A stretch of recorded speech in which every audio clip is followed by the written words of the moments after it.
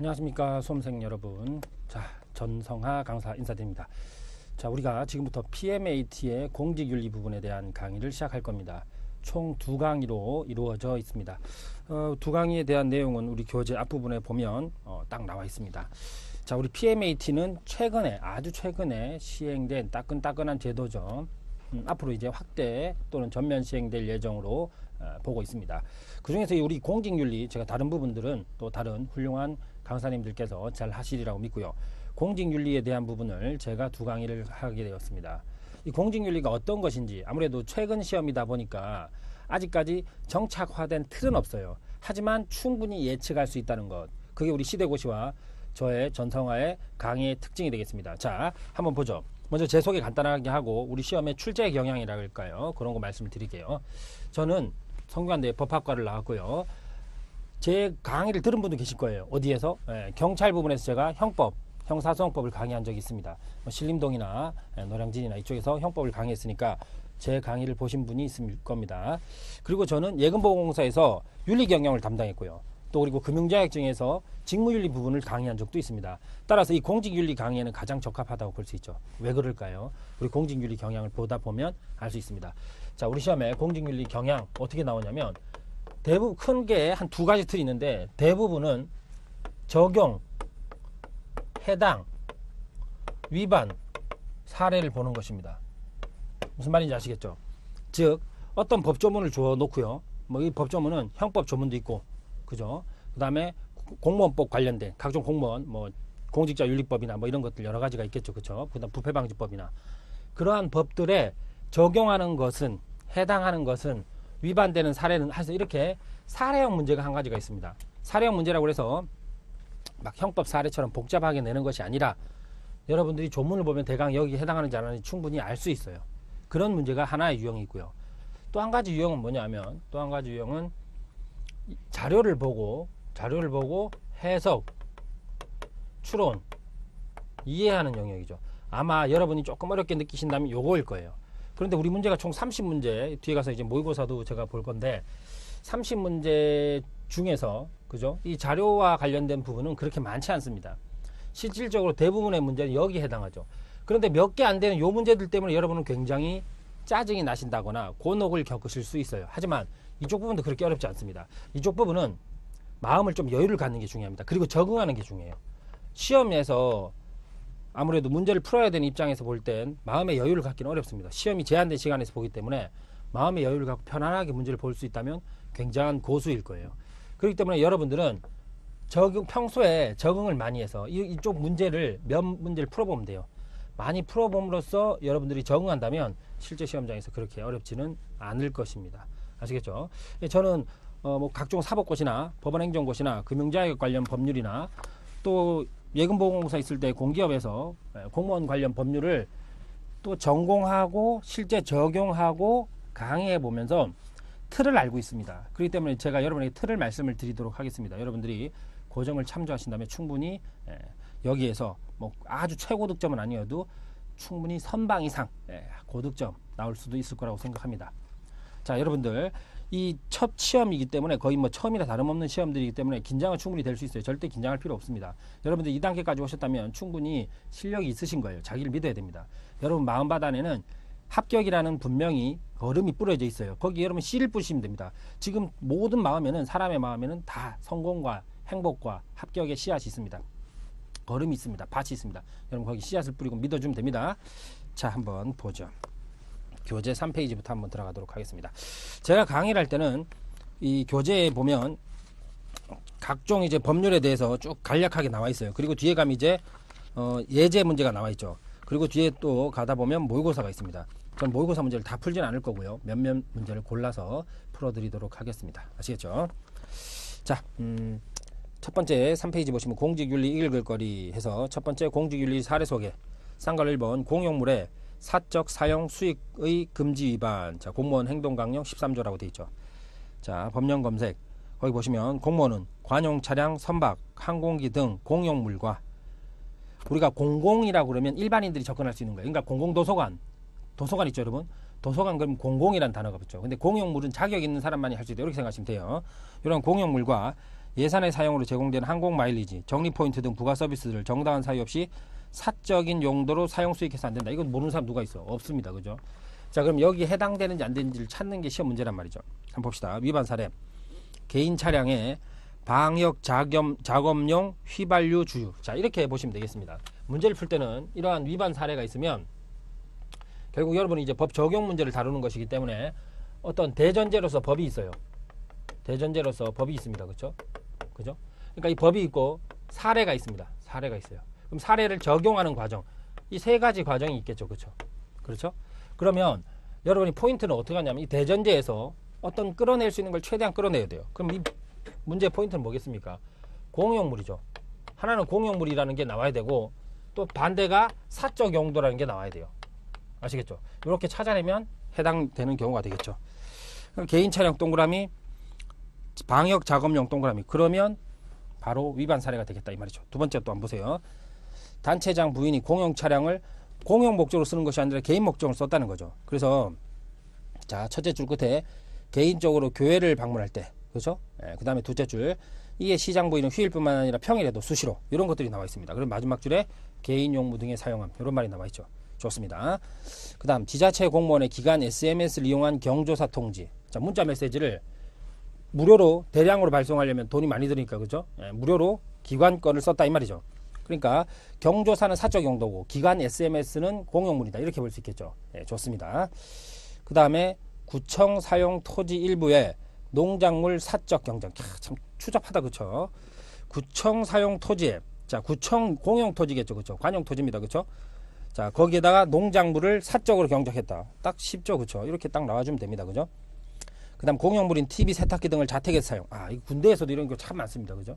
저기 예전에 병과는 보병이었는데 헌병대에서 근무했습니다. 파견돼가지고 계속 제대할 때까지 있었는데 헌병대에서 있다 보면 그런 경우 꽤 많아요. 군대 선임하사 이런 사람들이 군대에 나온 TV 새로 나온단 말이죠. 그럼 내무반에 자기 TV 옛날 것 같아 군대에 있는 거 가져간다. 이런 것도 바로 여기 해당하겠죠. 그렇죠?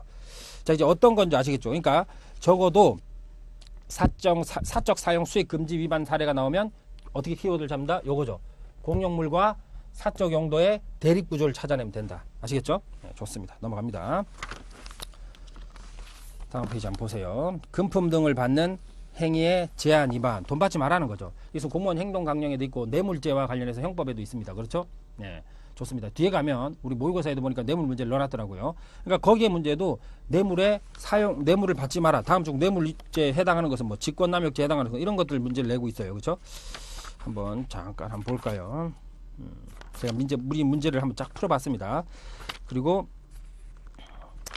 그런 내용들에 해당하는 조문들을 뭐 이런 문제들이 있구나 이런 것까지 다 찾아봤어요. 조문들이 주로 이제 빈출되는 조문들이 있을 겁니다. 그렇죠? 그래서 그런 것들을 찾아보면 어떤 것이 있는지가 쭉 나와 있습니다. 그래서 예를 들면 지금 83페이지 21번 문제도 다음 법조문을 참조하여 다음 중 뇌물죄에 대해서 잘못 말하고 있는 학생은 누구인가 이런 것도 나와 있단 말이죠. 그렇죠? 네, 좋습니다. 자, 다시 4페이지로 돌아오셔서 금품 등을 받는 행위에 제한 보시면 1번. 자, 공무원은 직무 관련자로부터 금전, 부동산, 선물, 향응을 받아서는 아니 된다. 다만 다음 각 호의 어느 하나에 해당할 때는 그러하지 않아야. 자, 요건 이제 단서가 있는 구조죠. 그렇죠? 자, 한번 봅시다. 사적 용도와 관련된 부분은 제가 정리해 드렸고, 자, 공무원은 직무 관련자로부터 공무원이고 직무 관련자가 있겠죠. 그렇죠? 그래서 뭔가 금전, 부동산, 선물, 향응 뭐 이런 각종 뭐 X라고 할까요? 요것을 받지 마라 이 말이죠. 그렇죠? 다음의 경우는 가능하다. 가능한 경우도 있네. 한번 볼까요? 첫 번째, 채무이행 등 정당한 권한. 첫 번째, 정당하다 이 말이죠. 그렇죠? 받을 만한 이유가 있다 이 말이죠. 이건 어떻게 본다면 형법 여러분 공부하셨죠? 그렇죠? 위법성 조학사유라는 거죠. 위법성 조학사유. 네, 저는요 각종 고시에서 모든 법과목을 다 강의해 본 적이 있습니다. 지금도 강의하고 있습니다. 신림동에 가면 제가 강의하는 걸 볼 수 있습니다. 그러니까 저는 딱딱 여러분에게 핵심을 집어드릴 수 있어요. 우리 과목을 공부하시다 보면 형법 얘기도 나오고 행정법 얘기도 나오고 뭐 약간 섞여 있습니다. 그렇죠? 네, 충분히 여러분 다 제가 녹여드릴 수 있습니다. 그럼 두 번째, 통상적인 관례 범위에서 제공되는 음식물 또는 편의. 통상이다. 통상적. 그죠? 그러니까 뭐 너무 심하지 않고 이 정도 누구나 다 해주는 수준이다. 이런 거죠. 그다음 세 번째, 직무와 관련된 공식적인 행사에서 주최자가 참석자에게 일률적으로 제공하는. 자, 일률적. 어떤 특정한 사람한테 주는 게 아니라 일률적 누구나 다 주는 거예요. 그러니까 너만 받는 게 아니다 이 말이죠. 아시겠죠? 그 다음에 네 번째, 불특정 다수인에게 배포하기 위한. 이것도 일률적이죠. 그렇죠? 그죠? 통상적으로 제공되는 정당한. 잘 보세요. 제가 요거 일단은 유형하는 법을 말씀을 드리겠습니다. 저는 암기법을 여러분에게 뭐 단순하게 두 문자 쫙 따서 외우게 이거 진부합니다. 아시겠죠? 저는 각종 고시에서 엄청난 적중률을 보였는데 그때 제가 암기법들이 두 문자를 딴다거나 이런 것뿐만 아니라 다양한 암기법이 있습니다. 자, 요걸 제가 유형화해 드릴 겁니다. 좀 이따가. 자, 불특정 다수인도 마찬가지예요. 불특정. 사실은 비슷합니다. 불특정 다수인. 그 다음 5번째, 질병, 재난 등 어려운 처지에 있는 공무원을 돕기 위해서. 자, 질병, 재난 공무원. 그 다음 그 밖에죠. 그 밖에. 자, 여기 잘 보시면 여기 세 개는 뭐가 있냐면 공무원 너만 받는 게 아니다 이 말이죠. 수령자가 여러 명이에요. 수령자가 여러 명이면 괜찮다는 거죠. 뭔 말인지 아시겠죠? 그죠? 그 다음에 이번에 수령자가 받을 만한 합당한 이유가 있고 수령자가 어려워서 받는 거란 말이죠. 아시겠죠? 어떻게 본다면 요건 약간 목적이 있겠죠. 목적. 두 가지는 다 목적이에요. 채무 변제를 위한 목적. 그렇죠? 질병에 걸린 공무원을 돕기 위한 목적. 그렇죠? 좋습니다. 그 다음에 두 번째. 공무원은 직무 관련 공무원으로부터 금품을 받아서는 안 된다. 자, 이것은 직무 관련 자로부터라고 되어 있죠. 직무 관련 자. 또 직무 관련 공무원으로부터도 받으면 안 되네요. 서로 청탁하지 말아야 말이죠. 다음에 각호에 해당하는 경우는 그러하지 아니하다. 자, 1호는 뭐예요? 1항 각호죠. 이거 말하는 거예요. 그 다음에 두 번째, 통상적인 관례. 그 다음에 세 번째, 직원 상조회. 역시 마찬가지겠죠. 통상 직원 상조회. 상급자가 하급자에게 위로 격려, 사기를 목적. 그렇죠? 그럼 이렇게 보시면 돼요. 여기에 뭘 받는 거와 관련해서는 목적을 한번 고려하시고, 그 다음 수령자 쪽을 고려하시면 돼요. 쉽다, 그렇죠? 이렇게 유형을 해드리는 겁니다.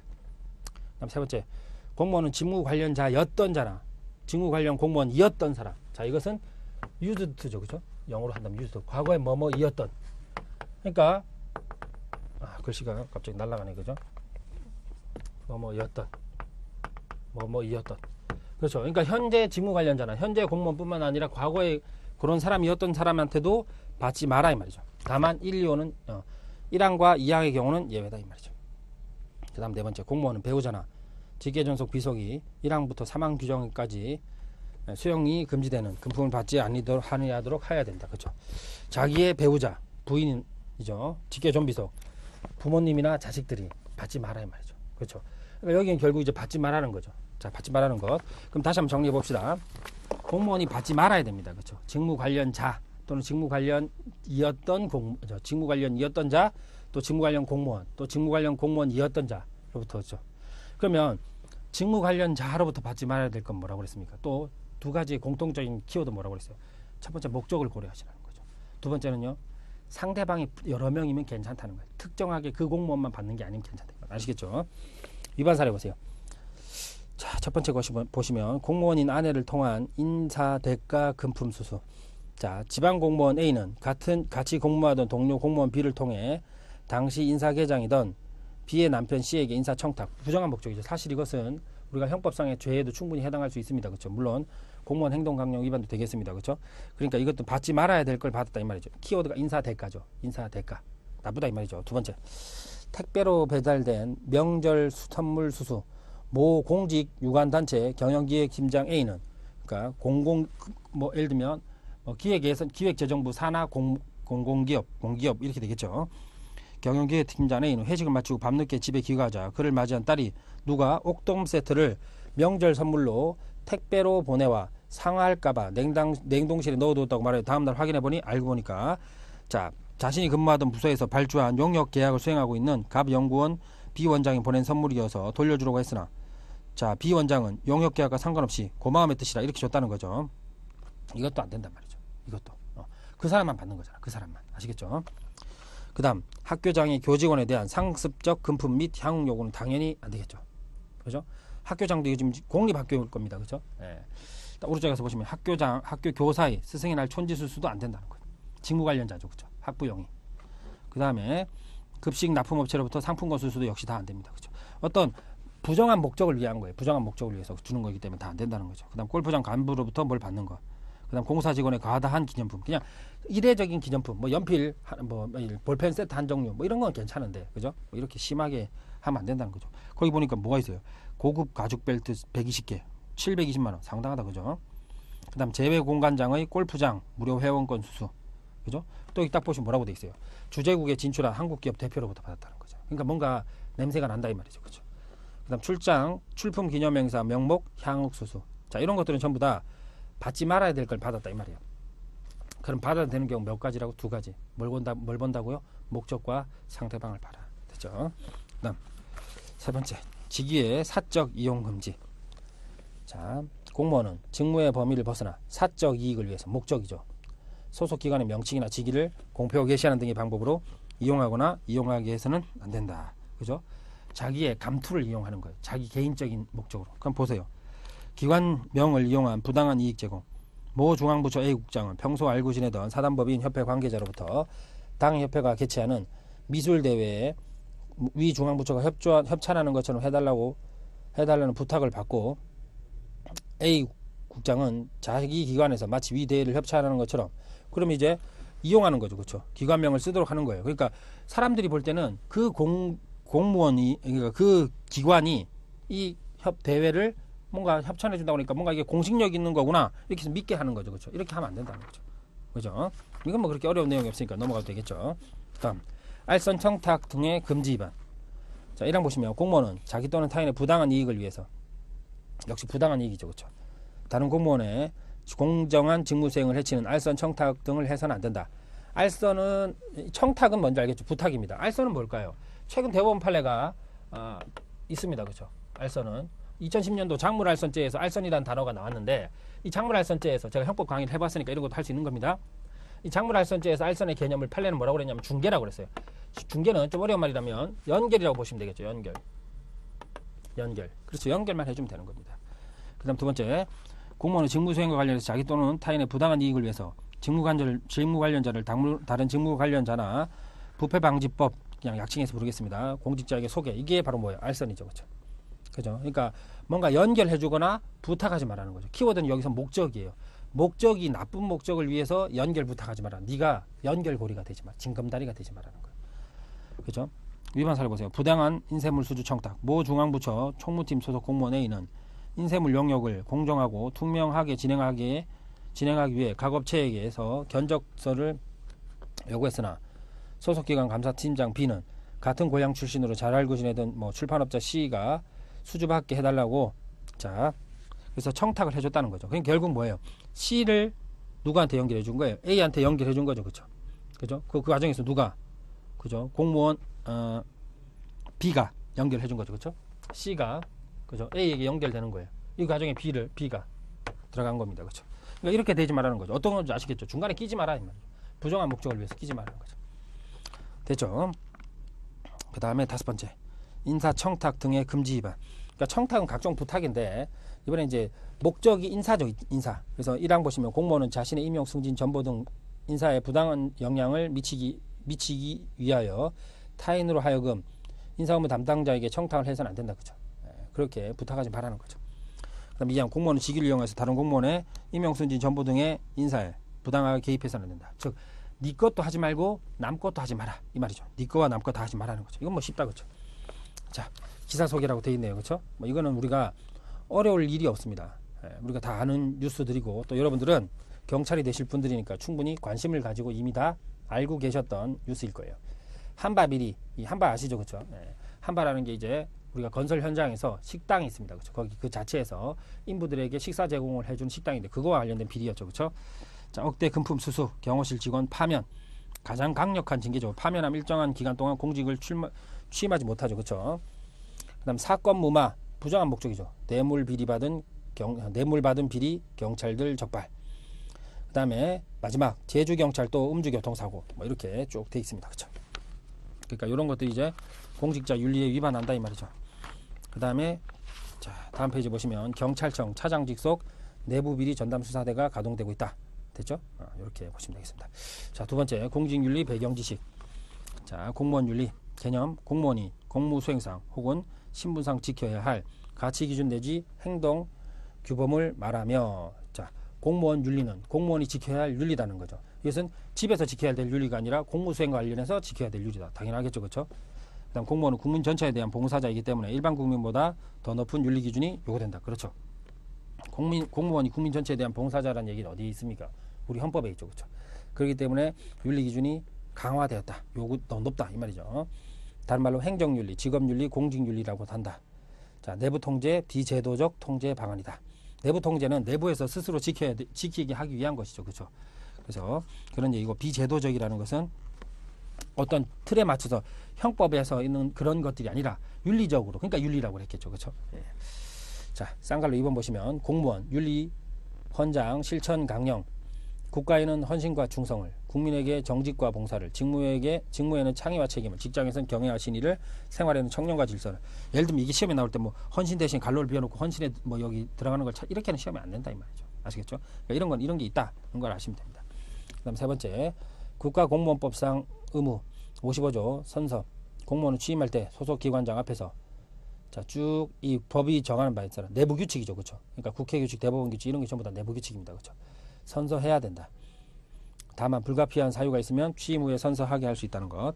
그 다음 56조 성실 의무, 57조 복종 의무, 58조 직장 이탈 금지, 그 다음에 59조 2 종교 중립 의무. 우리 헌법에도 이제 종교 분리, 종교가 정치와 연계를 맺으면 안 되고, 그죠? 종교의 자유가 있으니까, 그죠? 근데 공무원이니까 공무원은 종교에 따른 차별 없이 직무를 수행해야 되고, 자, 그 다음에 공무원은 소속 상관이 종교의 중립에 위배되는 어떤 명령을 하면 따르지 않아도 된다는 거죠. 그다음 60조 비밀엄수, 그다음 62조 외국 정부의 영해 등을 받을 경우. 자, 요거 한번 볼까요? 좀 여러분이 어색해할 수 있는 부분입니다.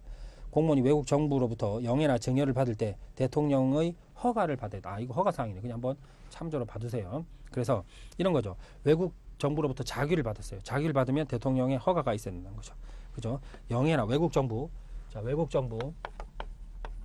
정부로부터 영해나 증여를 받을 때 대통령의 허가가 있어야 된다. 그렇죠? 이렇게 기억하세요. 혹시 이것도 시험에 나올지 몰라서 제가 한번 해보는 겁니다. 외국 정부에서 주는 뭔가 상을 받았어요. 그럼 대통령이 어떻게 하겠어요? 허허허 하고 웃겠죠. 그렇죠? 이렇게 기억하시면 안 헷갈리겠죠. 나올 가능성이 그렇게 높진 않을 것 같아요. 우리 시험의 특성상. 65조 정치운동의 금지. 뭐 이거는 정치에 개입하지 말라는 거죠. 우리 헌법에도 중립 의무가 있습니다. 그렇죠? 공무원법에도, 국가공무원법에도 중립 의무가 있습니다. 그렇죠? 자, 공무원은 정당이나 그 밖의 정치단체의 결성에 관여하거나 이에 가입할 수 없다. 다음에 2항 공무원은 선거에서 특정 정당 또는 특정인을 지지 또는 반대하기 위한 다음에 행위를 해서는 안 된다. 그죠? 그러니까 공무원이 정치 중립에 위반되는 행위를 정치운동이라고 보는 거예요. 그리고 그러한 정치운동에 금지를 하고 있죠. 따라서 특정인을 지지, 특정인을 반대하는 행위로 1호부터 쭉 나오는 거죠. 투표를 하지 않거나, 그죠? 일단 일반적인 투표 권유는 괜찮습니다. 그죠? 우리 공선법에, 공직선거법 93조에 보면 11월 말에 2011년도 말에 보면 한정위원 나온 게 있지 않습니까? 그렇죠? 그래서 이제 예를 들면 투표 권유를 하는 건 괜찮은데 SNS에 투표 인증샷을 찍으면서 부일하면 2번 후보를 지지하는 것처럼 보이기 때문에 이건 안 되지만, 그냥 연예인들이 왜 난 투표 찍었다, 누구 찍었다 이게 보여주지 않는 한에서 투표를 했다는 걸 보여주는 건 괜찮다고 그랬잖아요. 그렇게 하는 건 괜찮은데 목적이 있죠. 이 항은 특정인을 지지 반대하는 것. 그렇죠. 그 다음 2번 서명운동을 기도, 주제 권유 하면 안 되겠죠. 그 다음 세 번째 문서 도서 뭐 이런 거 다 안 된다는 거죠. 그래서 결국은 중립성에 위반되는 행위를 하지 말라는 얘기죠. 96조 집단 행위의 금지. 자, 1항 공무원은 노동운동이나 그 밖에 공무 외 일을 위한 집단 행위를 해서는 안 된다. 다만 사실상 노무종사 공무원은 예외를 한다. 자, 요거는 좀 기억을 해둘 필요가 있습니다. 헌법에도 보면 뭐가 있습니까? 33조가 있어요. 33조 1항에 보면, 자, 저는 헌법도 강의를 하고 있으니까, 그렇죠? 33조 1항에 보면 노동 3권이 나와 있고, 33조 2항이 바로죠. 여기 우리 관련 내용이죠. 공무원은 법률이 정하는 자에 한해서 노동 3권이 인정된다. 이렇게 돼 있어요. 아무나 다 공무원 인정되는 게 아니라 법률이 정하는 자만 인정되는 겁니다. 법률이 정하는 자만. 다만 사실상 노무종사 공무원, 요걸 조심하셔야 되죠. 그러니까 우리 헌법에는 사실상 노무종사 공무원 안 나와 있어요. 법률이 정한 자만 3권을 간다고 돼 있어요. 따라서 3권을 갖는 자는 누구냐면 바로 사실상 노무종사 공무원이에요. 특히 공무원은 단체 행동권이 엄청 엄격하게 금지되어 있습니다. 그렇죠? 물론 우리가 지금 현재 공무원 노조라고 해서 6급 이하의 공무원들은 노조를 가입할 수 있는데, 자, 일단 단체 행동, 정치 행동은 금지되어 있습니다. 그렇죠? 자, 공무원 의무에 분류 보시면 기본적 의무가 성실 의무, 신분상 의무가 영예 수의 허가, 아까 봤죠? 그다음 품위 유지, 정치 운동 금지, 집단 행위 금지, 비밀 엄수 의무.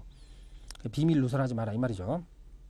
그다음에 직무상 의무가 법령 중수, 직장 이탈 금지, 친절, 공정, 영리 및 겸직 금지, 청렴 의무.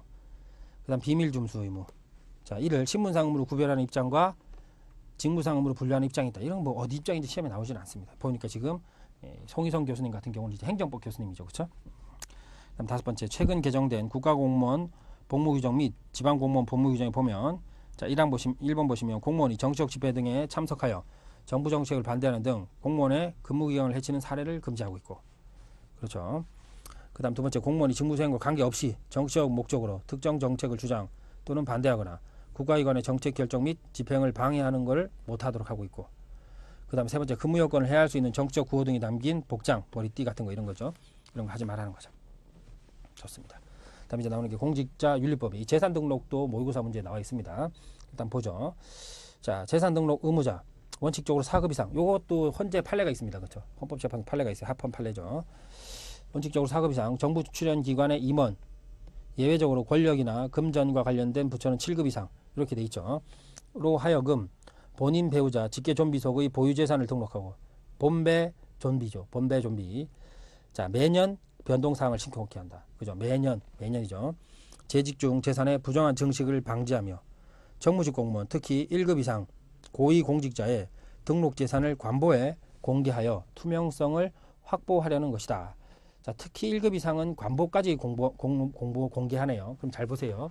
이것도 체계를 잡으면 4급 이상 등록이죠.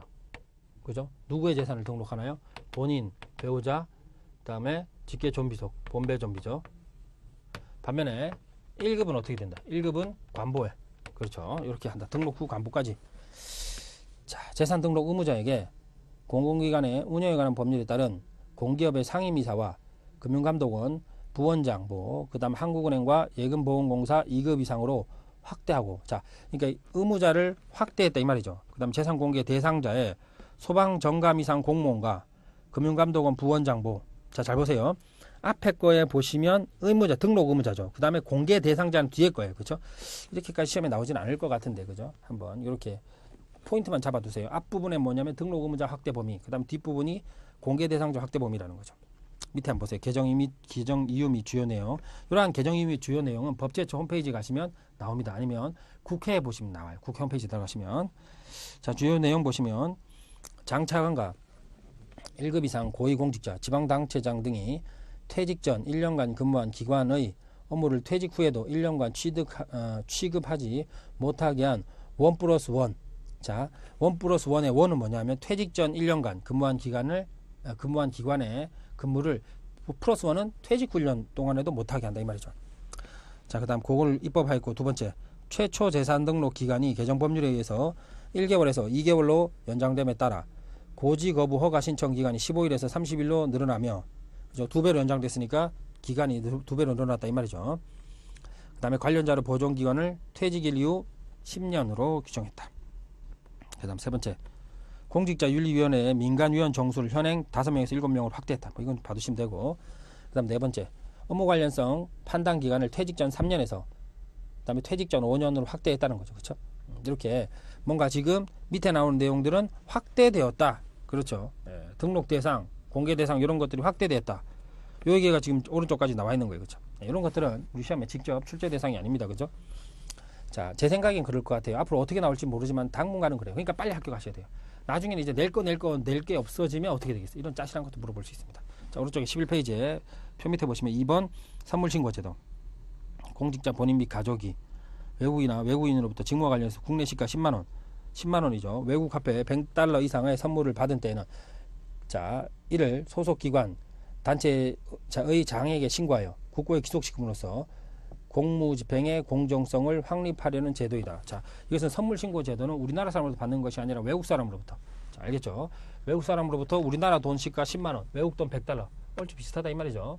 외국 사람으로부터 10만원 또는 $100 상당이죠. 그렇죠? 그럼 신고하면 어떻게 한다? 국고 기속. 이걸 써두세요.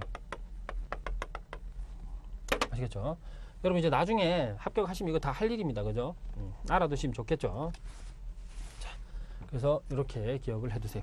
어떻게 기억하는지 한번 말씀을 드린다면, 외국 조금 어거지 같을 수도 있는데 뭐 어쨌든 맞추는 게 중요하니까. 그죠? 외자에 보면 여기 10이 숨어 있어요. 그죠? 숨은 그림 찾기처럼 여기 10 이렇게 있고. 네, 알겠죠? 그 다음에 3번 퇴직 공직자의 취업 제한 제도, 아까 말씀드린 것처럼 3년에서 5년 확대했다는 거. 됐죠? 다음 페이지에 충성이라고 된 건 그냥 한번 읽어보시고 알아보기 한번 보세요. 공직자윤리법 1번 보시면 공직자윤리위원회 구성 및 운영. 자, 국회, 대법원, 헌재, 중선위, 정부, 지자체 및 서울특별시, 광역시, 도교육청에 각각 공직자윤리위원회를 둔다. 그죠? 자, 조심할 것은 지방자치단체에도 두는 거네요. 그 다음에 두 번째, 백지신탁제도. 주식 백지신탁 계약이 체결된 경우라도 재산 공개 대상자는 신탁 계약이 해지될 때까지 새로운 주식을 취득할 수 없다. 주식 백지, 주식을 맡긴다 이 말이에요. 그 다음 니은, 공직자의 직무가 자신의 재산상 이해와 관련되어 공정한 직무 수행이 어려운 사항이 야기되지 않도록 이해 충돌을 방지하도록 했다 이 말이죠. 그 다음 두 번째, 공직자 취업 제한 규정. 취업 제한, 퇴직 공직자는 그 기한을 준수하지 않을 경우 일정 규모 이상의 민간기업에 취업할 수가 없다. 됐죠? 그 다음에 주식 백지 신탁제 3번 한번 보세요. 의, 공직자가 재임 기간 동안 재산을 공직과 관계없이 대리인에게 위탁하고 절대 간접할 수 없게 하는 제도. 됐죠? 도입 배경 뭐 특별한 게 없고요. 거기 보시면 국회의원과 1급 이상. 그래서 얼마 전에 모 국회의원이 새로 이제 국회의원 되면서 엄청난 이제 주식을 갖고 있었는데 그걸 백지 신탁했을 때 이런 얘기가 나왔었죠. 아, 이게 국회의원도 들어가 있구나. 공무원은 1급 이상이라는 거죠. 그렇죠? 그래서 대상자 보세요. 1급 이상 재산공개 대상자. 그 다음에 니은 보시면 기획재정부. 이 공개 대상자죠. 그렇죠? 공개 대상자는 1급이라는 거죠. 그 다음에 기획재정부와 금융감독원은 직무 관련성 때문에 그래요. 그렇죠? 4급 이상 공무원. 그 다음 본인, 배우자, 직계존비속 등 이해관계자. 그 다음에 금액은 3천만 원 이상. 됐죠? 그 다음 이해충돌 회피 보세요. 공무원들에게 공적으로 부여된 직무수행상의 의무와 사인으로서의 개인의 사적 이해가 충돌될 때 공사이익이 충돌되는 것을 방지하기 위한 제도. 자, 그럼 어떻게 돼 있냐? 공무원 행동강령 5조에 보시면 기억 보세요. 공무원은 자신이 수행하는 직무가 자신의 이해와 관련되거나 4천 이내의 친족이 직무 관련자에 해당하여 공정한 직무 수행이 어렵다고 판단할 때는 자, 직근 상급자 또는 행동강령 책임관과 상담 후 처리한다. 네, 됐죠? 그 다음 오른쪽에 공무원 윤리 확보 방안. 이거는 그냥 도덕적 얘기 같은 겁니다. 그냥 보시면 되겠죠. 첫 번째 1번 공무원들의 가치관과 행태를 개선하는 인적 요인의 개선. 뭐 교육도 하고 그죠? 행태를 개선하는 말이죠. 두 번째 제도를 만들어라. 제도는 주로 법과 관련돼 있죠. 그죠? 법. 그 다음에 세 번째 특히 리을 같은 거 내부 고발자를 보호해 줘야 된다. 이런 것들이 물어본다면 물어볼 수 있겠죠. 그 다음 세 번째 환경도 바꾸고 그 다음에 행정윤리 차원 뭐 이런 것도 있다는 거죠. 그 다음에 밑에 보시면 행정권의 오남용 있죠. 자, 남용의 양태. 오늘날 행정 업무가 복잡해지고 전문화됨에 따라 공무원에게 재량이 많이 부여되고 있기 때문에 재량이 많다는 건 나쁜 일을 저지를 가능성 또는 연결될 가능성이 많아졌다 이 말이죠. 그렇죠?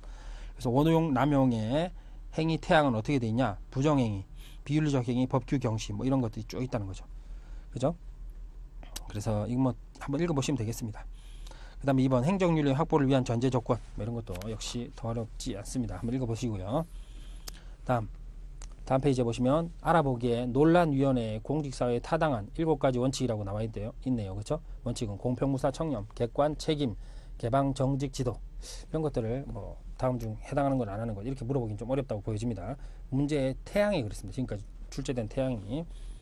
그 다음 공무원의 부패 개념 보시면 행정상의 부패란 부정, 부조리, 비리 이런 것들을 말하는 것이죠. 그렇죠? 자, 부패의 기능, 순기능도 있고 역기능도 있다. 역기능은 대부분일 텐데 순기능이 뭐였는지 안 보면 되겠죠. 공무원의 레드 테이프 극복, 그 다음에 기업가적 정신을 자극함으로써 유인의 수단 제공, 그 다음에 세 번째 소득 재분배 효과, 그 다음에 네 번째 신생국에서는 성장의 원동력 유인. 그러니까 이럴 수도 있다는 건데 전혀 와닿지 않는 얘기죠. 그렇죠? 우리가 부패가 너무 만연된 사회에서 살고 있기 때문에 부패의 순기능이 있다는 건 잘 와닿지 않습니다. 그렇죠? 그죠? 자, 그래서 뭐 결국은 뭐 뭔가 좋아질 수도 있다는 얘기입니다. 그러니까 그 정도만 하시면 될 것 같아요. 이게 실제되기는 좀 어렵고요. 부패에 대한 학설, 도덕적 접근법, 도덕의 문제로 본다는 거죠. 사회문화적 접근법은 사회문화의 문제다는 거고, 법적 제도적 접근법은 법제도의 문제라는 거고, 그죠? 그다음 체계적 접근법은 구조상의 모습이나 제도상의 결함 여러 가지 문제가 있다는 거죠. 그래서 그런 것들을 쭉 접근하는 시각이 있다는 거죠. 그 다음에 오른쪽에 보시면 쌍갈로 4번 부패의 성격에 따른 유형. 후원형 부패. 자, 관료가 정실이나 학연 등을 토대로 불법적으로 후원하는, 관료가 후원하는 거죠. 관료를 후원해 주는 게 아니라 관료가 후원. 예를 들면 특정한 지역, 특정한 학교를 후원해 준다 이 말이죠. 그다음 사기형 부패, 공금의 횡령. 그다음 거래형 부패, 뇌물을 주고받는 것. 거래니까 주고받는 거죠, 그렇죠. 그다음에 직무유기형 부패, 자, 시민이 개입되지 않는 관료 개인의 부패로서 자신의 직무를 게을리한다. 직무유기. 우리는 말 쓰잖아, 많이. 그죠? 직무유기, 직권남용은 지문에 나올 수 있습니다. 여러분, 직무유기는 잘 아시겠습니다만, 형법을 공부하셨으니까, 직무유기는 뭐라도 하면 직무유기가 절대 안 됩니다. 대법원 판례는 뭐라고 얘기하고 있습니까? 의식적 방임 내지 포기라고 하고 있어요. 이건 전혀 아무것도 안 하는 거예요. 그래서 판례 문구에 보면 뭐뭐뭐뭐를 제대로 하지 않아 이렇게 되면 직무유기 돼야 안 됩니다. 아시겠죠? 뭐라도 전혀 안 해야 됩니다. 반면에 직권남용죄는요, 잘 아시겠습니다만, 직권남용죄는 우리가 형법에 강요죄, 개인적 법에서 나오는 강요죄하고 유사합니다. 아, 이게 뭔 소린가? 강요죄에 보면 뭐라고 되어 있냐면, 자신의 의무 없는, 타인에게 의무 없는 일을 강요하거나 타인의 권리 행사를 방해하는 것, 이렇게 되어 있어요. 그런데 직권남용죄도 이렇게 되어 있습니다. 직권남용죄도. 아시겠죠? 의무 없는 일을 강요하거나 권리 행사를 방해하는 것. 여기 바로 직권남용죄가 되겠죠. 그 다음 권력형 부패, 기업과 연결되어 있는 거죠. 그렇죠? 그 다음 부패의 원인, 여러 가지가 있다는 거죠. 한번 보시겠습니다. 그냥 요거는 특별한 게 없습니다. 이거 다 읽어보시면 여러분들이 아실 만한 얘기겠죠. 근데 여기 이제 좀 어려운 용어 중에서 16페이지 오시면 동그라미 6번 있죠. 쌍갈로 6번 바로 위에 정보의 비대칭성. 그러니까 정보가 한쪽에 몰려 있다는 거죠. 그죠? 정보를 가진 사람만이 갖고 못 가진 사람이 있다. 그러니까 즉 무슨 말이에요? 공무원 쪽에 아무래도 정보가 많다 보니까 그 정보를 얻기 위해서 민간인 쪽에서 공무원에게 뭐 뇌물을 준다든지 해서 정보를 얻고자 한다. 이런 의미다. 이렇게 이해하시면 되겠습니다. 다음 이제 부패 방지 방안. 이건 이렇게 생각하시면 되겠습니다. 부패 원인이 다양한 원인이 있었죠. 거기에 맞춰서 이 원인에서 본다면 개선안을 이렇게 내겠고, 저 원인에서 본다면 저렇게 내겠고, 이렇게 하겠죠. 그래서 뭐 보수도 합리적으로 하고, 그죠? 관주도 발전도 지향하고 뭐 이렇게 하라는 얘기죠. 그죠? 예. 그래서 거기에 보시면 내부 고발자 보호제도도 있고, 그죠? 예, 이런 게 있다는 거죠. 그 다음에 16페이지 하단에 있는 것들은 뭐 쭉 한번 보시고, 자, 여기에서 4번 보세요. 우리도 내부 고발자에 대한 성과금을 2억에서 20억으로 상향 조정했네. 내부 고발자. 그다음 오른쪽에 공무원의 정치적 중립성. 자, 우리 헌정사에서 3차 내각제를 썼던 헌정사 개헌이죠. 그렇죠? 3차 개헌서부터 공무원의 정치적 중립은 들어왔습니다. 그리고 이후로부터 헌법에서 계속 공무원의 정치적 중립은 인정이 되고 있습니다. 그렇죠? 특히 이것은 공무원이 정치에 개입하지 말라는 것이죠. 그렇죠? 예. 그래서 개념 보시면 첫 동그라미 1번에서 보시면 첫째 줄에 국민에 대한 진정한 봉사자이기 때문에, 그죠? 자, 그 다음에 둘째 줄에 공무원에 대한 모든 인사 관리에 있어서 정치적 간섭이 배제되어야 된다는 것을 의미한다. 자, 여기서 조심하실 것은 두 번째 보시면, 자, 둘째 줄 콤마 다음에 경력직 공무원은 오로지 정해진 규정에 따라 성실한 봉사를 해야 하는 것으로 이해되어야 하기 때문에 정치적 중립이 행정활동에 있어서 정치적 성격이나 정치적 역동성을 배제하는 것은 아니다. 그렇죠. 그러니까 행정활동을 할 때 정치적 성격이 있는 건 어쩔 수 없다는 거죠. 그렇죠. 그죠? 중립이라는 것은 정치적 성격을 띠는 게 문제가 아니라 편향되는 게 문제. 어디에 가운데를 유지하지 못하고 어디에 기우는 게 문제라는 거죠. 그렇죠? 이게 합리적이지 않고 이유 없이 기우는 것을 말하는 거죠. 됐죠? 필요성은 당연히 국민 전체에 대한 봉사로서의 지위와 행정의 전문성, 중립성을 통해서 행정의 공평성 이런 것들을 확보할 수 있겠죠. 그래서 결국 민주적 기본 질서, 민주정치의 기본 질서를 확립할 수 있다 이 말이죠. 이 각국의 경우 어떠한 제도가 있는지가 쭉 나와 있습니다. 우리만 한번 보겠습니다. 동그라미 4번. 헌법은 제가 말씀드렸다시피 공무원은 국민 전체에 대한 봉사자로서 국민에 대해 책임을 진다. 공무원의 신분과 정치적 중립은 법률에 의해서 보장된다. 이렇게 중립에 대한 규정이 있고요. 그 다음에 국가공무법에도 정당이나 기타 정치단체의 결성에 관여하거나 가입할 수 없다. 나와 있죠. 그 다음에 B번에도 보시면 아까 말씀드렸습니다만 특정인에 대한 지지 반대 활동을 하면 안 된다는 것이죠. 그렇죠? 나머지는 뭐 특별한 게 없습니다. 자, 넘어가고요. 신분보장제도. 자, 이 어떻게 본다면 정치적 중립과 신분보장제도는 물려있다고 볼 수도 있습니다. 공무원에게는 우리가 헌법에도 직업공무원 제도라는 게 있어요. 그렇죠? 이 직업공무원 제도는 공무원의 신분을 보장해 주는 거죠. 그렇죠? 신분을 보장해 줘요. 그렇게 해주면 공무원은 정치적 중립을 지켜라는 말이죠. 자, 직업공무원 제도와 정치적 중립은 사실은 물려 있습니다. 직업공무원 제도는 공무원에게 신분 보장을 해주는 거예요. 신분 보장. 아시겠죠? 그렇게 하면 중립을 지켜라 이 말이죠. 자, 그래서 관련해서 공무원은 자신의 신분에서 부당한 박탈을 당하면 안 된다는 거죠. 그래서 징계제도 보세요. 징계 종류. 자, 경징계, 견책, 그죠? 전과에 대해서 잘못 저지른 것 이 말입니다. 훈계하고 회개하게 하는 것으로 그죠? 6개월간 승급이 정지되고 감봉 1, 3개월 이하의 기간 동안 보수의 3분의 1을 감하는 처분으로 12개월간 승급이 금지되네요. 그 다음 정직은요. 1, 3개월은 똑같아요. 근데 보수의 3분의 1을 까죠. 지금 현재 승급 정지는 6개월씩 올라가죠. 6, 12, 18 이렇게 올라가네요. 그렇죠? 근데 감봉하고 정직은 다 똑같아요. 1, 3개월인데 조심할 건 3분의 2냐 3분의 1이냐만 차이가 있죠. 그 다음 강등 내리는 겁니다. 공무원 신분은 보유하지만 한 계급 아래로 직급을 내리는 거죠. 너무 많이 내리면 또 그것도 가혹하잖아요. 그죠? 과잉금지 원칙이라는 것도 있기 때문에. 그렇죠? 그래서 3개월간 직무에 종사하지 못하도록 하는 처분이다. 보수의 3분의 1을 까네요. 그 다음 18개월간 승진을 제한합니다. 그러니까 지금 정직이나 강등은 18개월이 똑같죠. 그죠? 그 다음 해임, 공무원을 못하게 쫓아내는 거죠. 여기는 3년간 공직 취임이 제한됩니다. 그죠? 됐죠? 둘째를 보시면 해임된 경우 퇴직금은 5년 미만은 8분의 1, 5년 이상일 때 4분의 1 감액, 퇴직수당도 4분의 1 감액 지급. 이렇게 파면이나 해임되어서 감액되는 것은 헌법재판소 판례에 의하면 합헌이랍니다. 그렇죠? 합헌이 되죠. 해임과 같이 강제 퇴직 시는 제는데 5년이죠. 5년. 되죠? 그 점을 체크하시면 되겠습니다. 자, 나머지는 특별한 게 없고요. 오른쪽 가서 직위 회제 보세요. 자, 기억 보시면 직무 수행 능력이 부족하거나 근무 성적이 극히 나쁜 자. 징계 제도는 나쁜 짓을 해야 돼요. 뭔가 나쁜 짓을 해야 됩니다. 법 위반이 있어야 돼요. 근데 직위 회제는 야, 얘 너무 일 못하는데 이렇게 되는 거죠. 이렇게 그 다음 니은 정직, 강등, 해임, 파면과 같은 중징계 의결이 요구 중인 자. 그 다음 형사사건으로 기소된 자. 자, 이 형사사건으로 기소된 자는 기소를 말하는 거죠. 확정 판결이 나지 않아도 되네요. 그 다음 리을 고위공무원단에 속하는 일반직 공무원으로서 뭐 이렇게 해서 적격 검사를 요구받은 자는 직위 해제할 수 있습니다. 근데 직위 해제는 주로 앞에 징계 사유하고 겹칠 수도 있습니다만 직위 해제는 꼭 그거하고 달리 범위가 넓다는 거죠. 아시겠죠? 흡사 뭐하고 비슷하냐면 헌법의 제도 중에서 해임제도와 탄핵제도가 있죠. 해임제도는 정치적 사유를 이유로 해임을 건의할 수 있습니다. 하지만 탄핵은 헌법상 법령상의 중대한 위반이 있어야 되거든요. 그거하고 똑같은 겁니다. 그래서 동그라미 2번에 보시면 개념이 나와 있죠. 직위해제란 공무원에게 직위를 부여하지 않는 처분을 말한다. 직위만 신분을 없애는 것이 아니죠. 그렇죠? 따라서 직위해제는 면직, 휴직, 징계에 해당되지 않으면서도 실질적으로 공무원의 신무보장을 크게 제약하는 것이다. 이 말이죠. 이때 이 기간 동안은 보수에게 70%만 주는 거죠. 아시겠죠? 이 직위해제는 직위만 뺏는 거예요. 그다음 대기명령. 자, 첫째 줄 코마 다음에 이것은 직위가 해제된 자에 대해서 3개월 이내 기간의 대기를 명하는 것이죠. 됐죠? 예. 그래서 대기명령은 3개월. 그 다음 정년제도. 이게 신분보장하고 물려 있습니다. 일정한 정년을 보장해 준다는 거죠. 그렇죠? 그렇게 되면 정년이 나가는 거죠. 밑에 보시면 현행 6급 이하는 57세, 5급 이상은 60세로 다르게 규정된 지방공무원의 연령 정년을 헌법상 평등권과 고령화 사회 대비 등을 고려하여 자 2013년까지 연차적으로 60세로 단일화한다.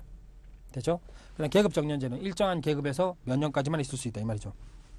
더 이상 오래 머무르면 자동적으로 퇴직시키는 제도다 뭐 이렇게 돼 있는데 한번 보시고 그다음 공무원 징계제도의 종류 전보 원래 교육훈련이나 일반 행정가를 육성하기 위한 수단이나 그죠? 예.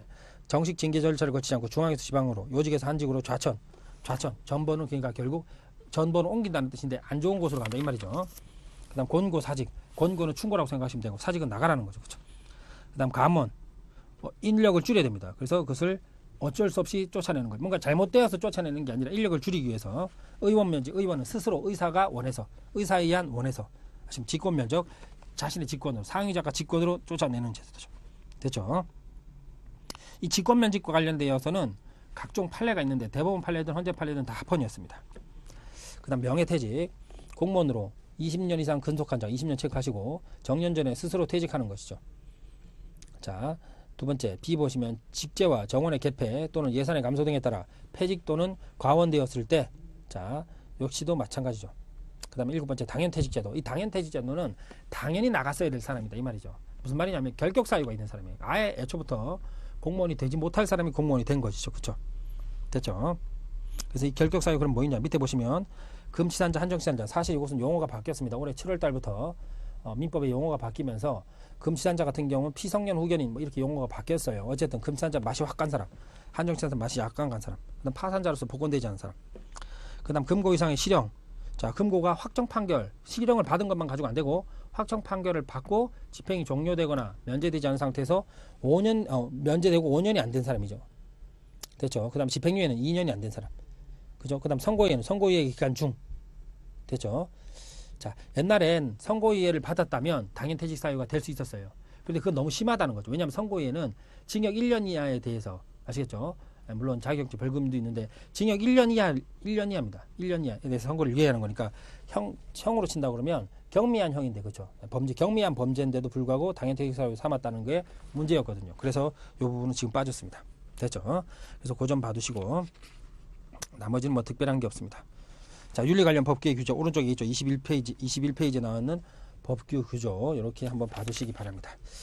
다음 페이지에 22페이지에 보시면 공무원 윤리기범의 비교 자, 쫙 나와 있습니다. 그렇죠? 예, 한번 봐두세요. 여기 역시 뭐 그렇게 중요한 건 아닙니다. 자, 오른쪽에 보시면 공직윤리 과목 소개에서 자, 공직윤리 유형 풀기 이렇게 나와 있네요. 자, 지금부터 나오는 문제들은 제가 몇 개만 좀 살펴볼 텐데요. 사실 문제의 포인트는 뭐냐면 우리가 뒤쪽에 모의고사를 가면 30문제가 적절하게 섞여 있어요. 그렇죠? 그래서 지금 여기에 유형 풀기 문제들은 전부 다 자료에 대한 해석 추론 이해와 관련된 문제입니다. 그러니까 여러분들이 아마 이 교재를 만드신 분은 제가 이 교재를 안 만들었으니까 제가 정확한 의도를 알 수가 없습니다만 제가 나름대로 우리가 PMAT에 있어서의 공직윤리 문제들을 분석해보고 지금 현재 강의를 하는 데가 몇 군데 없습니다. 그죠? 그리고 나와 있는 교재도 몇 군데 없어요. 그래서 제가 그것들을 다 참조해보고 기출문제들을 물어물어 참조해 보았을 때 대부분의 문제는 이렇지 않은데 이 부분들이 어렵게 느껴지기 때문에 유형을 미리 보는 파트에서 놓은 것 같아요. 이 문제가 다는 아닙니다. 왜냐하면 뒷페이지에 모의고사 문제를 보면 아니라는 걸 알 수 있어요. 근데 우리는 일단 이 문제를 몇 개만 한번 체크해 보겠습니다. 예제 1번 보세요. 다음 글에서 알 수 있는 것을 보기에서 모두 고르면 자, 이걸 이제 제가 여러분한테 권하는 것은 저는 뭐 자료 해석 PSAT에 자료 해석 같은 것도 강의해 본 적이 있습니다. 올해를 강의한 적은 없지만 거기 상황 판단 같은 것도 해본 적이 있는데 대부분의 이런 문제들은 자료가 너무 길어요. 자료 읽다 보면 자료 앞에 내용 까먹고 뒷부분 가면 뒤에서 앞부분 까먹고 앞부분에 있으면 또 뒷부분 헷갈리고 그렇죠. 이거는 토익 문제하고 비슷해지는 것 같아요.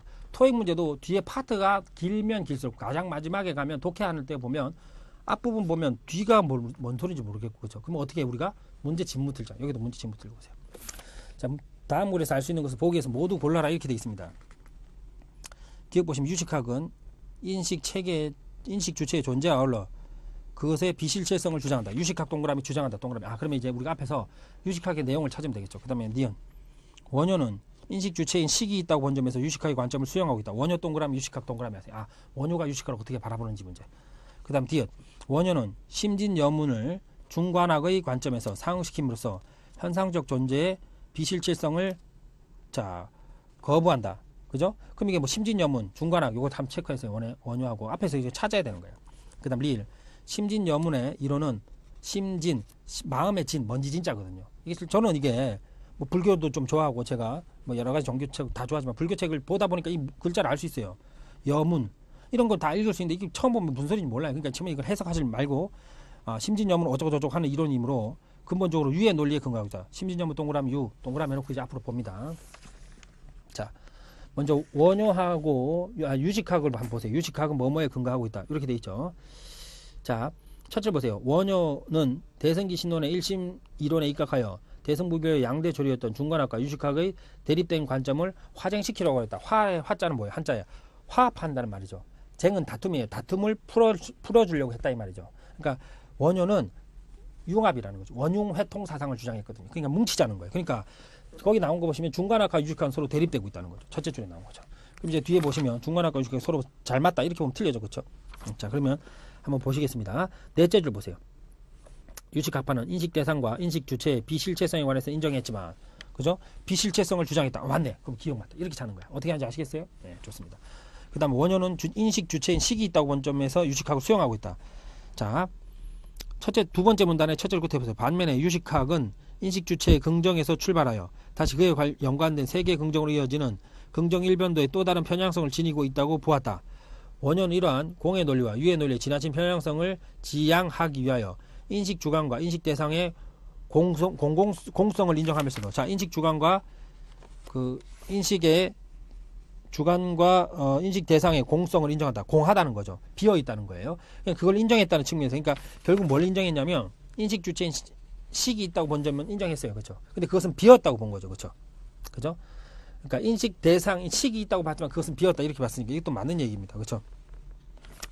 그 다음에 뒤에 보시면 자 원효는 심진여문을 중관학의 관점에서 상응시킴으로써 자 현상적 존재의 비실체성을 거부한다. 이게 현상적 존재의 비실체성을 인정했는지 거부했는지 한번 보시면 되겠습니다. 그렇죠? 자, 그 얘기를 보시면 다시 두 번째 문단에도 넷째 줄 보시면 현상적 세계가 시계에 의존하는 점을 아울러 수행했다고 했으니까 아까 말씀드렸죠.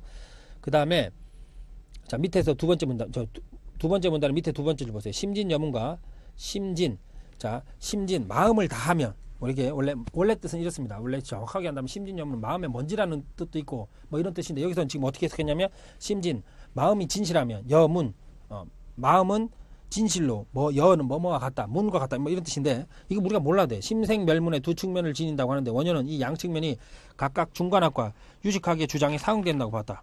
그죠? 그럼 심진여문을 중관학 관점에 상응시켰죠. 그럼 이제 심진여문은 뭐의 문제? 현실적 존재의 비실체성을 거부했는지 긍정했는지만 보면 되겠죠. 그죠? 그래서 밑에 문단 세 번째 문단 보시면 원효에 의하면 심진여문은 발생도 없고 소멸도 없고 증가되거나 감소가 없다. 그렇죠? 그러면 그 밑에 보시면 심생멸문 쪽에서 상대적인 현상적 측면을 의미한다. 그죠? 그러면 요 두 가지를 쭉 이렇게 보면 어떻게 되냐면 현상적 존재의 비실체성을 거부하는 게 아니죠. 오히려 현상적 존재의 비실체성을 인정한다는 거죠. 그죠? 그럼 디귿은 틀렸고. 그 다음에 리을 심진여문의 이론은 마음이 깨끗하고 맑은 면을 근정하는 이론이므로 근본적으로 위의 논리가 아니다. 다 비었다고 그랬죠. 공의 논리라고 그랬죠. 결국 지금 이렇게 자료를 해석하는 겁니다. 물론 앞에 걸 다 읽어주면 다 읽고 문제 지문을 보면 좋아요. 그런데 그렇게 읽다가는 또 까먹습니다. 그렇죠. 막 읽다 보면 헷갈린다 이 말이죠. 됐죠? 그래서 예제 1번은 제가 그렇게 한번 풀었습니다. 예제 2번은 좀 치워요. 네, 그거 한번 보시고 그럼 예제 3번을 한번 가도록 하겠습니다. 왜냐하면 우리 좀 복잡한 얘기 나오고 처음 들어보는 사람 얘기 나오면 또 헷갈릴 수 있으니까 제가 그걸 한번 풀어보겠습니다. 다음 글을 추론하기 어려운 것을 보기에서 고르는 것은 자 보기가 있죠. 지금 여기에 자, 밑에 보기가 있네요. 기억 보시면 디오도루스의 기록이 보기 보세요. 아리아누스의 기록보다 더 자세하기 때문에 그의 기록이 더 신빙성이 있다. 그럼 결국 디오도루스하고 아리아누스 중에 어떤 게 자세한지를 봐야 되고 그 다음에 니은 아리아누스에 비해 디오도루스의 생존 시기가 알렉산더 전쟁 시기에 더 가깝기 때문에 더 신빙성이 있다. 결국 이제 알렉산더 전쟁과 어느 게 더 가까운지 봐야 되고 그 다음 디귿 페르세폴리스가 불에 탄 가장 큰 책임은 타이스에게 있다. 타이스 불에 탄 거 한번 찾아봐야 되고 그 다음 파르메니온과 아리아누스는 페르세폴리스 방화 사건에 대해서 부정적인 입장이다. 그래서 결국 방화 사건 얘기가 쭉 나왔다는 얘기죠. 그렇죠? 그 다음에 디오도루스는 페르세폴리스 방화 사건을 인과응보라는 입장에서 서술하고 있다. 결국 지금 이거 우리가 안 봐도 어떤 걸 유추할 수 있어요. 결국 뭔가 방화 사건이 있는데 이 방화 사건에 대한 시각 차이의 문제를 다루고 있겠죠. 이걸 알고 들어가시면 됩니다. 자, 글을 한번 읽어보죠. 위에 가서 알렉산더는 자 가우 가멜라 전투에서 페르시아의 다리우스를 패배시킨 뒤 페르세폴리스를 불태웠다. 자, 이렇게 불태운 사람은 알렉산더죠. 그죠? 그럼 이 다음에 두 기록은 이 방화 사건에 대한 역사의 기록이다. 아리아누스가 이걸 썼다 이 말이죠. 자, 아리아누스가 어떻게 썼냐 하면 근데 여기서 한번 보세요. 니은 한번 보세요. 아리아누스에 비해 디오도루스의 생존 시기가 디오도루스가 대략 BC 1세기경 BC는 비포 크리스트죠. 그러니까 미리 역사가 만들어지기 전이고 AD는 그 뒤에 거니까 그렇죠. 그럼 이제 알렉산더는 기원전에 331년 그럼 이게 어느 게 더 적절한지가 알 수가 없어요. 사실은. 그죠? 예. 물론 디오도루스가 생존 시기가 알렉산더의 전쟁이 더 가깝기 때문에 더 가깝긴 합니다. 근데 신빙성이 꼭 그 사람이 그 시기에 가깝게 살았다고 더 신빙성이 있나요? 오히려 더 편향될 수도 있잖아요. 그러니까 이것은 안 맞죠. 그죠? 니은 뒤에 가서 해설 한번 보세요. 니은 보시면 생존 시기가 사건 시기와 가까움이 있다고 해서 신빙성이 입증되는 건 아니라는 얘기로 썼습니다. 그렇죠? 그 다음에 가번에 보시면 자 아리아누스 기록은 어쩌고저쩌고 쭉 썼습니다. 그 다음에 디오도루스의 기록은 어쩌고저쩌고 쭉 썼습니다. 그래서 자 이 보시면 아리아누스는 어떻게 썼냐면 알렉산더는 왕궁을 불태우지 않고 그대로 두는 편이 좋겠다는 파르메니온의 조언을 듣지 않았다.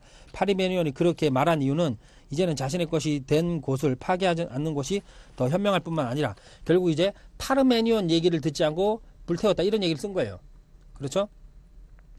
그 다음에 나번에 보시면 디오도루스의 기록에는 고별잔치가 크세스의 궁전에서 개최되었다. 잔치 분위기가 한창 무르익자 모두들 거나하게 취한 상태가 되었다. 이때 한 여인이 앞으로 나왔다. 그녀는 타이스란 이름의 아테네 여인이었다. 여기 나왔네요. 그녀는 만일 알렉산더가 왕궁을 돌며 개선행진을 한 뒤 그곳에 불을 저지른다면 이야말로 아시아에서 그가 한 최고의 업적이 될 것이라고 말했다. 그녀의 말은 이미 거나하게 취했던 젊은 사람들을 자극했다. 원인이 될 수 있을 것 같이 썼습니다. 그중 몇몇 사람들 어쩌고 저쩌고해서 이제 불을 지르자고 했다는 거죠. 그런데 결국 이 사람 말 때문에 불을 저질렀는지가, 그러니까 이 사람이 유도했다고 할 수 있는데 그것 때문에 저질렀는지는 알 수가 없습니다. 자, 그 디귿 보시면 뭐라고 되어 있냐면 아리아누스 기록에는 볼 수 없는 디오도루스의 기록에만 있다 이 말이죠. 그러니까 무슨 말이냐면 디오도루스에는 타이스라는 사람이 나오는데 아리아누스에는 타이스라는 사람이 안 나온다는 거죠. 그럼 이제 일단 니은디시 확실히 틀렸어요. 그럼 뒤쪽에 가서 보기 지문 5개 중에서 니은디시 동시에 붙어 있는 걸 찾아보면 기역 1번하고 4번 미음이 있는 거죠. 그럼 기역하고 미음을 찾아보면 됩니다. 미음도 한번 볼까요? 디오도루스는 페르세폴리스 방화 사건을 인과응보 입장에서 서술하고 있다. 그렇죠. 마지막 줄에 보시면 똑같은 식으로 응징되었다 이런 말이죠. 응징은 네가 이렇게 했으니까 내가 거기 보복하겠다 이 말이죠. 인과응보 쪽으로 맞습니다. 그럼 미음은 맞는 거고 결국 추론할 수 없는 것을 기역 니은디 이렇게 볼 수가 있겠습니다. 그죠? 아, 또 어렵다. 그렇죠? 이렇게 보는 거예요. 문제의 유형들은. 아시겠죠? 일단 이번 시간은 너무 또 길면 안 되죠. 이렇게 마무리하고 제가 유형 몇 개 더 보고 모의고사 문제도 한번 좀 살펴보도록 하겠습니다. 자, 고생하셨고요. 또 다음 시간에 뵙겠습니다. 감사합니다.